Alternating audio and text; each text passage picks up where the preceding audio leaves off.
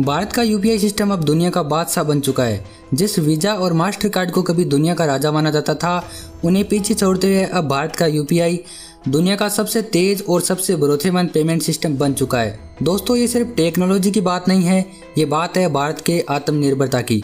आज के इस वीडियो में हम बताएंगे कि कैसे भारत ने डिजिटल दुनिया में इतिहास रच दिया है और कैसे बाकी देश अब भारत के बनाए रास्ते पर चलने को मजबूर है। वीडियो को अंत तक जरूर देखिएगा।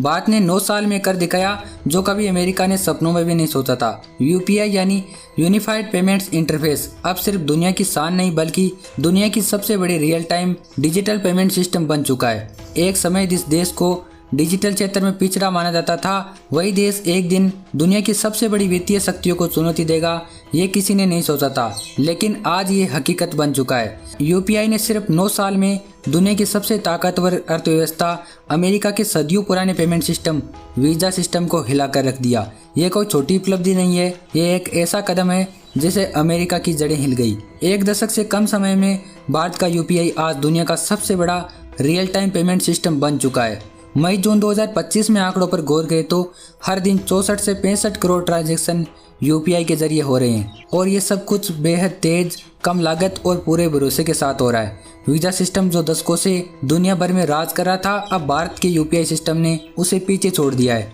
सबसे हैरान करने वाली बात तो यह है कि अमेरिका और उसकी शीर्ष कंपनियों को अब तक यकीन नहीं हो पा रहा कि भारत ने इतनी तेजी से और दमदार तरीके से उन्हें कैसे पछाड़ दिया।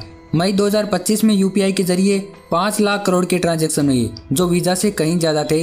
यह आंकड़ा अपने आप में भारत की बढ़ती हुई ताकत को दिखाता है। लेकिन इस शानदार सफर में एक समय ऐसा भी था जब यूपीआई का मजाक बनाया जाता था। याद है वो दिन जब प्रधानमंत्री नरेंद्र मोदी ने यूपीआई को बढ़ावा देना शुरू किया था। देश के ही कुछ लोग इसे उपवास कहते थे। उन्हें लगता था कि चाय बेचने वाला प्रधानमंत्री विदेशों में जाकर क्यूआर कोड की बात क्यों कर रहा है। कुछ लोगों ने तो इसे गरीबों का सिस्टम भी कह दिया था, क्योंकि इसके जरिए सब्जी बेचने वालों और छोटी परचून की दुकानों पर भी पेमेंट किया जा रहा था। ये दिखाता है कि कैसे एक नई क्रांति की शुरुआत में अक्सर संदेह और अविश्वास का सामना करना पड़ता है। पर आज देखिए, तस्वीर पूरी तरह बदल चुकी है। वही यूपीआई आज दुनिया का बादशाह बन गया है। भारत की आम जनता ने इस तकनीक को न सिर्फ अपनाया बल्कि वैश्विक स्तर पर भी इसकी दाग जमा दी। ये दिखाता है कि जब कोई देश अपने नागरिकों को सशक्त करता है और उन्हें एक नई तकनीक अपनाने के लिए प्रोत्साहित करता है, तो क्या हासिल नहीं किया जा सकता।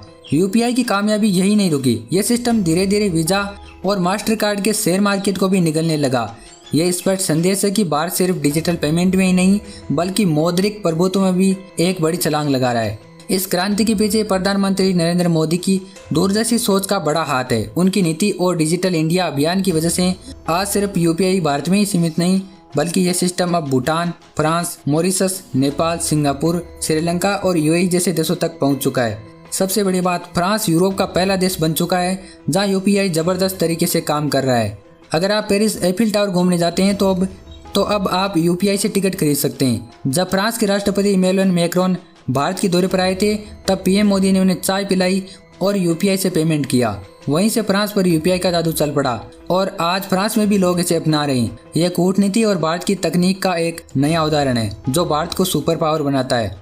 आने वाले दिनों में Australia, Cambodia, Canada, Japan, Taiwan समेत करीब 30 और देशों में यूपीआई सिस्टम जुड़ सकता है। इसका मतलब है कि भारत अब सिर्फ सॉफ्टवेयर ही नहीं बल्कि ग्लोबल फाइनेंशियल सिस्टम का भी बादशाह बनता जा रहा है।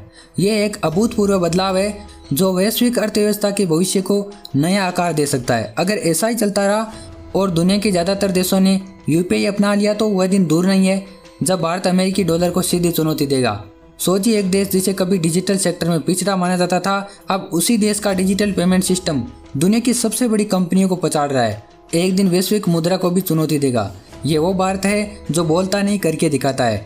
आपका क्या मानना है इसके बारे में? अपनी राय कमेंट करके जरूर बताएं और अगर आपको ये जानकारी पसंद आए तो वीडियो को लाइक करके चैनल को सब्सक्राइब जरूर करें।